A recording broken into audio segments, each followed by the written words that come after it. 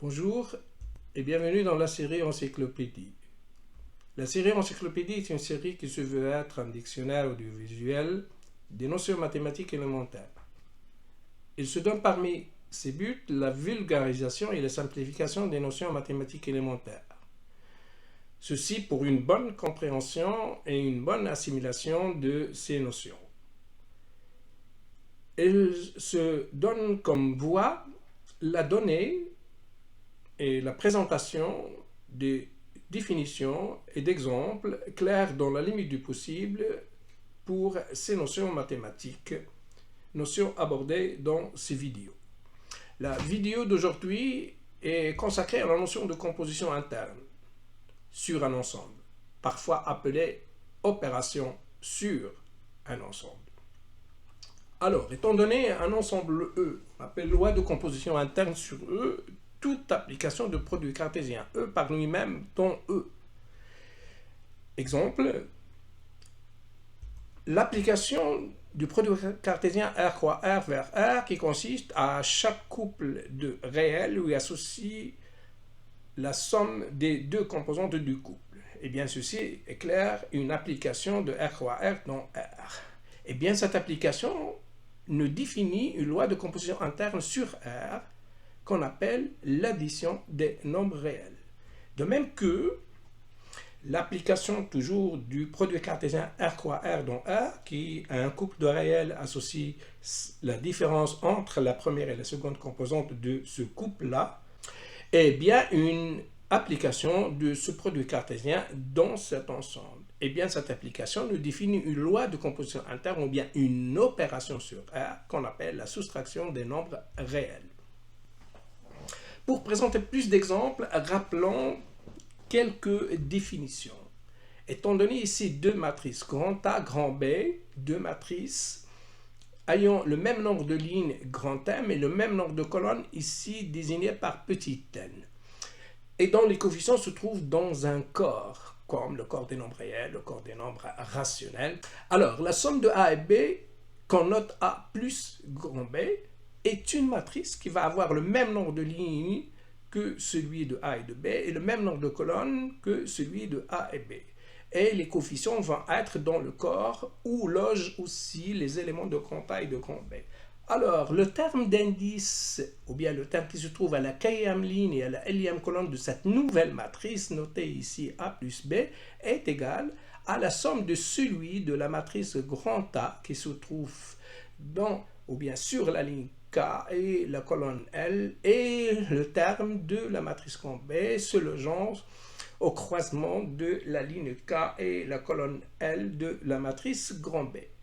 Eh bien, pour illustrer cette définition de la somme de deux matrices, si par exemple grand A est cette matrice qui a deux lignes, deux colonnes 2, 1, 1, moins 1 et B, et la matrice aussi ayant deux lignes et deux colonnes dont les éléments sont 0, 3, 1, 0, alors pour ce cas-là, A plus B, en appliquant la définition précédente, nous donne bien cette matrice 2, 4, 2, moins 1.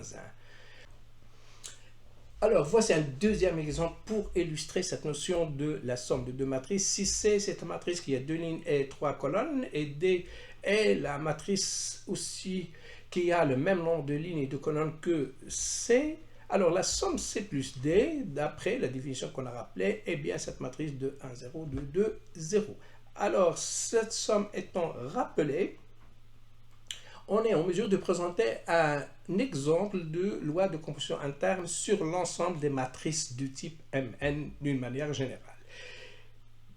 Un cas particulier, c'est la correspondance entre ce produit cartésien et cet ensemble-là, qui consiste à chaque couple associer la somme des deux matrices de la manière dont on a présenté dans les diapositives précédentes, eh bien, c'est un exemple d'application. Et donc, cette application nous permet de définir une loi de composition interne sur l'ensemble des matrices du type Mn à coefficient dans R, qu'on appelle l'addition des matrices de type Mn à coefficient dans grand R.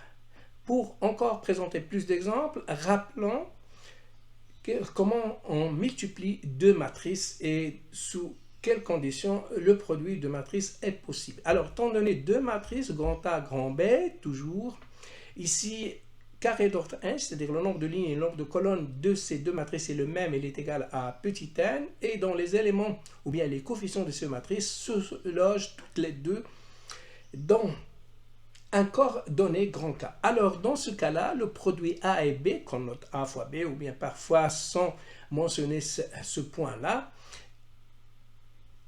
est une matrice qui va être elle aussi carrée, qui a n lignes et n colonnes, et le terme se trouvant au croisement de la ligne K et la colonne L de cette nouvelle matrice est égal à AK1 B1L plus AK2 B2L jusqu'à AKN BNL, on dit en multipliant la kème ligne de A par la Lème colonne de B.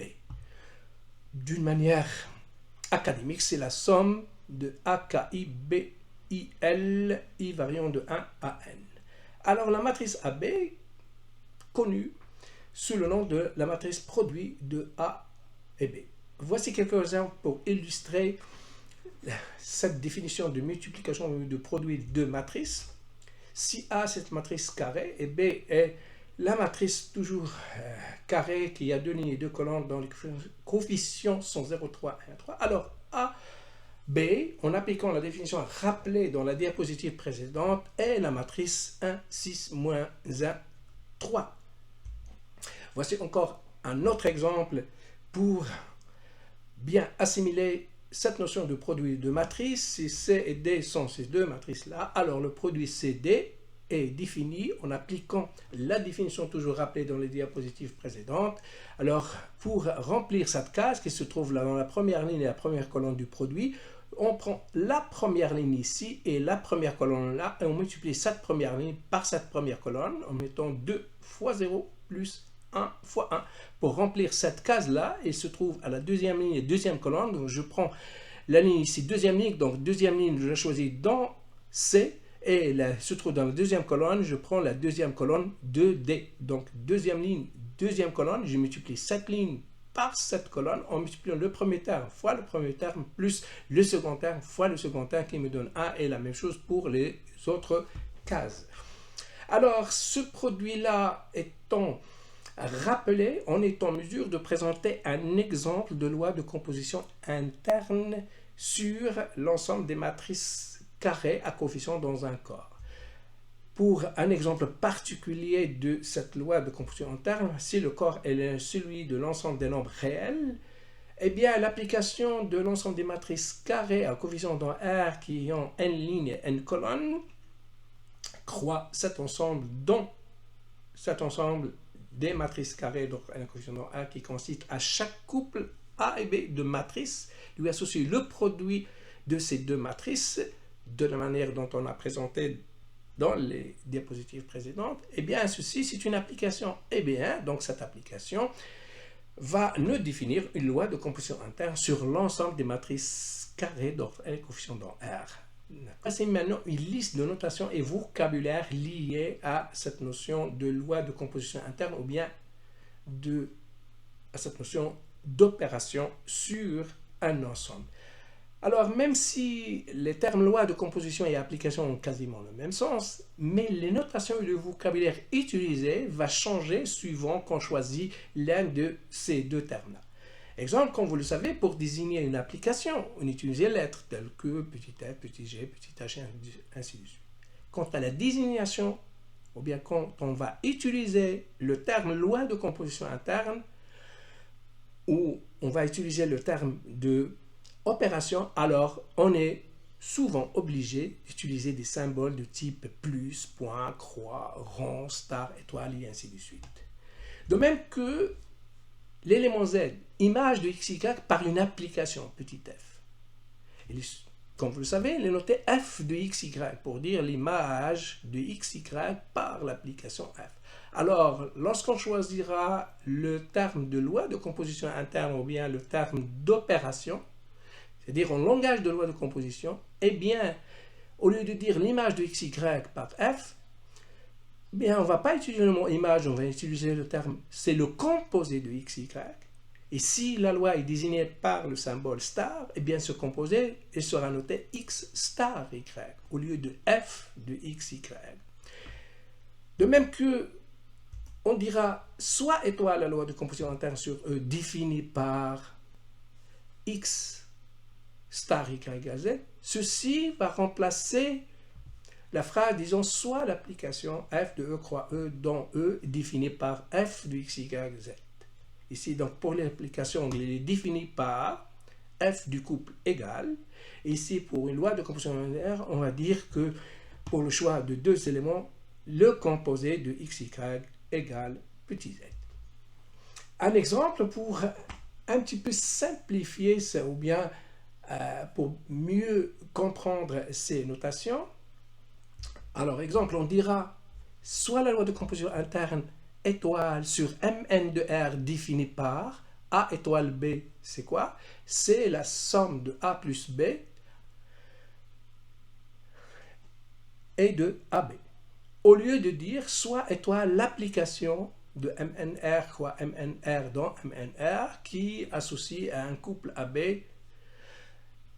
A plus B moins A fois B. Ainsi, ce terme-là, en langage de loi de composition interne, est appelé le composé de A et B par la loi étoile. Et ce terme-là, en langage d'application, c'est ce qu'on appelle l'image du couple AB par l'application étoile de MNR, quoi MNR dans MNR. Voilà, merci de votre attention et à bientôt.